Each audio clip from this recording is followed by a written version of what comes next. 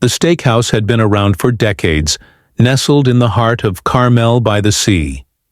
It wasn't flashy, just a classic place where the scent of grilled meat lingered in the air, and the wooden booths carried years of laughter, whispered conversations, and quiet moments over a glass of bourbon. On this particular evening, the restaurant hummed with energy. The dinner rush had hit hard, and the staff was stretched thin. Plates clattered, the kitchen doors swung open and shut, and waitresses weaved through the tables with trays balanced on their arms. At one corner booth, an older man sat quietly, wearing a simple brown leather jacket and a faded baseball cap. He had the look of someone who had seen the world, but he carried himself with an easy calm, as if he belonged anywhere and nowhere all at once. No one recognized him. Clint Eastwood had walked into his own restaurant without a word, just another customer in the crowd. It wasn't something he did often, but tonight he felt like blending in. No fanfare, no special treatment. He just wanted a good meal. The waitress assigned to his table was young, no more than mid-20s, and already exhausted from the relentless pace of the night. She was juggling 3 other tables, all demanding in their own way, and the last thing she needed was one more order to deal with. She barely glanced at him as she approached. "What do you want to drink?" she asked, her tone flat, bordering on irritated. Clint looked up at her, his sharp blue eyes studying her for a moment. "I'll take a black coffee," he said simply. The waitress jotted it down without looking up. "And to eat?" He took his time. "I'll have the ribeye, medium rare." She sighed, shifting her weight to one foot. "You know, if you're gonna take that long to decide, maybe let me know when you're ready. I don't have time to stand around." A few nearby customers turned their heads at her tone. It was sharp, dismissive, the kind of attitude you wouldn't expect in a place like this. Clint raised an eyebrow but said nothing. Instead, he just gave a small nod. "Fair enough." The waitress didn't notice his reaction. She was already walking away. Clint leaned back in his booth, a slight smirk tugging at the corner of his mouth. He wasn't angry. Amused, maybe. After all these years, after all the people who bent over backward to serve him, here was someone treating him like just another old guy in a diner. It was refreshing in a way. Minutes passed.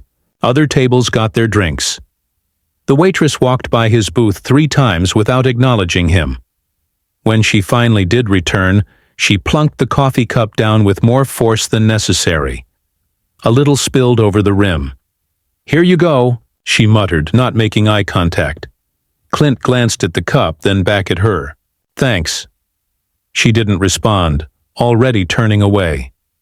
The food took longer than usual. He didn't mind the wait, but he noticed how she seemed to give every other table priority. A couple that had arrived after him had already been served. He saw the way she smiled at certain customers but barely looked his way. When his steak finally arrived, she placed the plate in front of him with an audible sigh. "Here, hope it's cooked the way you like it." Clint looked at the steak, then up at her. "Appreciate it." Still, no eye contact. She was already moving to another table before he could say anything else. He took a bite. The steak was perfect. A man at the bar, who had been watching the interaction, leaned over to another patron. "She's got no idea, does she?" The other man chuckled. "Not a clue." Clint continued his meal in peace, taking slow, deliberate bites. He wasn't angry. No, this was something different. A lesson unfolding, and the girl didn't even realize it yet. It wasn't until he had finished his steak that things took a turn. A middle-aged man in a suit had been observing the scene from a nearby table. Finally, he stood, making his way toward the waitress as she filled up a customer's water glass. "Hey," he said, keeping his voice low but firm, "you might want to rethink how you treat your customers." The waitress frowned, clearly irritated. "Excuse me?" The man gestured toward Clint's booth. "Do you have any idea who that is?" She glanced over, barely sparing a second look. "Some old guy who took forever to order?" The man sighed. That's Clint Eastwood." The words hit her like a slap. Her eyes widened slightly, then she laughed nervously. "No way." "Way." The man shook his head. "And you've been treating him like dirt this whole time." The color drained from her face. Clint, still sitting at his booth, finally met her gaze as she turned back toward him. For the first time that night, she really looked at him. The rugged face, the piercing stare, the unmistakable presence. It was him. The waitress swallowed hard, suddenly feeling the weight of every rude remark, every dismissive action. Slowly she made her way back to his booth, her hands trembling slightly. "Sir, I didn't realize—" Clint let the silence stretch for a moment before he spoke. "Didn't realize what?" She hesitated. "Who you were." His lips curled into something that wasn't quite a smile. "And if I wasn't?" Her mouth opened, but no words came. "That's the thing about respect," he said, his voice calm but firm. "You don't just give it to people because of who they are. You give it because it's the right thing to do." Her eyes dropped to the floor. "I'm sorry." Clint studied her for a long moment, then gave a slow nod. "Good." She exhaled, the tension in her shoulders loosening slightly. "Can I get you anything else?" He glanced down at his empty plate, then back at her. "I think I'm all set." As he reached for the check, she took a step forward. "It's on the house." Clint paused, then shook his head. "No, I always pay for what I get." He pulled out his wallet, left cash on the table, and added a generous tip, far more than she deserved. The waitress watched as he stood, adjusting his jacket. He turned toward the door, but just before he stepped outside, he looked back over his shoulder. "One more thing," he said. She straightened. "Yes?" He gave her a knowing look. "Be careful who you write off. You never know who's sitting in front of you." And with that, he was gone. The restaurant remained buzzing, but for the waitress everything had shifted. A lesson she wouldn't forget. She stood there for a long moment, the sounds of the restaurant fading into the background. The weight of what had just happened settled over her like a heavy blanket. She had just insulted Clint Eastwood. Clint Eastwood. The realization made her stomach twist into knots. Her manager, a short but serious-looking man named Richard, had seen everything from the back of the restaurant. He strode over, arms crossed. "Sarah," he said, his voice calm but firm. She turned quickly. I didn't know it was him." Richard sighed. "That's not the point, and you know it." She swallowed hard. I was stressed. It's been a long shift." "I wasn't thinking." Richard shook his head. "That's the problem, Sarah. You weren't thinking. It shouldn't matter if he was a famous actor or just some guy off the street. You treated a customer with total disrespect." She had no excuse, no defense.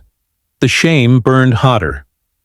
The bartender, a grizzled man named Joe, leaned against the counter, shaking his head with a smirk. "Kid, you might have just made the biggest mistake of your life." Sarah frowned. "You think he'll—" "What? Get me fired?" Joe chuckled. "No, Clint Eastwood isn't the kind of guy who makes a scene. But you better believe people are going to hear about this." Her stomach dropped. She had heard the stories about Eastwood, how he owned this restaurant, how he built his career on respect, hard work, and carrying himself like a true gentleman. And she had just treated him like garbage. Richard rubbed his temple. "Go take 5 minutes. Collect yourself." Sarah didn't argue. She turned and hurried toward the back, stepping into the employee break room. Her hands were still shaking as she grabbed her phone, staring at the screen. Already she could hear whispers in the restaurant. Customers had noticed. Some had recognized him, and now word was spreading. Would she be fired for this? The thought made her heart pound. After a few deep breaths, she finally pulled herself together. She couldn't change what had happened, but maybe she could make it right. She stepped back onto the floor, her eyes darting to Clint's empty booth. The generous tip still sat there, untouched. Guilt gnawed at her. She picked up the cash, staring at it. He had every reason to leave nothing, every reason to complain to the manager, to make a big deal about her behavior. But he hadn't. Instead, he had left a tip bigger than anything she had received all night. A lump formed in her throat. Joe, still watching from the bar, raised an eyebrow. "Lesson learned?" She nodded slowly. "Yeah." And for the first time that night, she really meant it. The next evening, Sarah came in early. She didn't want to risk missing him. She had spent all night replaying the moment in her head, thinking about the way Clint had handled it, with patience, grace, and wisdom. If the roles had been reversed, if she had been treated that way, she wasn't sure she would have been so calm. But he hadn't just shrugged it off. He had made sure she learned something, and she had. So when Clint Eastwood walked into his restaurant the next night, Sarah took a deep breath and stepped forward. This time, she looked him in the eyes. "Mr. Eastwood," she said, her voice steady. He paused, studying her. She swallowed. "I wanted to apologize properly." A small smile played at the corner of his lips. "Go on." She took a deep breath. "I was rude, impatient, and unprofessional. I treated you like you didn't matter, and that was wrong. Not just because of who you are, but because no one should be treated that way." He nodded slowly. "Good." She hesitated, then held out the money he had left on the table. "And I can't take this." Clint glanced at the cash, then back at her. "Why not?" "Because I didn't earn it," she admitted. For the first time, Clint chuckled. A quiet, knowing laugh. "Keep it," he said. "Not because you earned it last night, but because I think you'll earn it moving forward." Her eyes widened slightly. And then, before she could say another word, he walked to his favorite booth and took a seat. Sarah stood there for a moment, her grip tightening around the cash. Then, with a newfound sense of purpose, she grabbed a menu and walked over, this time with a smile. "Can I get you something to drink?" she asked. Clint met her gaze, his blue eyes twinkling. "Black coffee." And this time, she brought it right away. Over the next few weeks, Sarah made sure to carry herself differently. She greeted customers with a genuine smile, took her time with each table, and treated everyone with the kind of respect she wished she had shown Clint Eastwood that first night. And he noticed. Clint continued to stop by the restaurant from time to time, always sitting in the same booth, always ordering the same black coffee. Unlike before, Sarah made sure he never had to wait.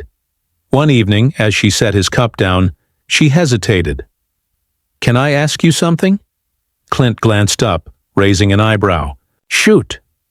She took a deep breath. "You could have had me fired. You had every right to call me out. But you didn't." "Why?" Clint stirred his coffee slowly. "Because people don't learn from getting knocked down. They learn from getting back up." She let his words sink in. He leaned back in his seat. "I could have embarrassed you that night, could have made a scene, but that's not the kind of lesson that sticks." Sarah nodded. "This one did." He smirked. "I figured. From that moment on, things were different."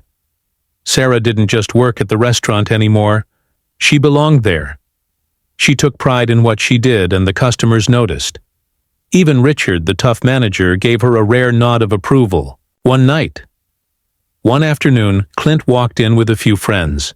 They were laughing, swapping stories, and when they sat down, Sarah didn't hesitate. She walked right up, grinning. "Black coffee, medium rare ribeye?" Clint looked up at her, amused. "You got it." She turned to leave, but he called her back. "Hey, Sarah." She paused. "Yeah?" He gave her a knowing look. "I told you you'd earn that tip." She smiled. "I'd say I've earned a few more since then." Clint chuckled. "That you have." And as Sarah walked away, she realized something. Clint Eastwood hadn't just taught her a lesson about respect. He had given her a chance to be better. And that was worth more than any tip.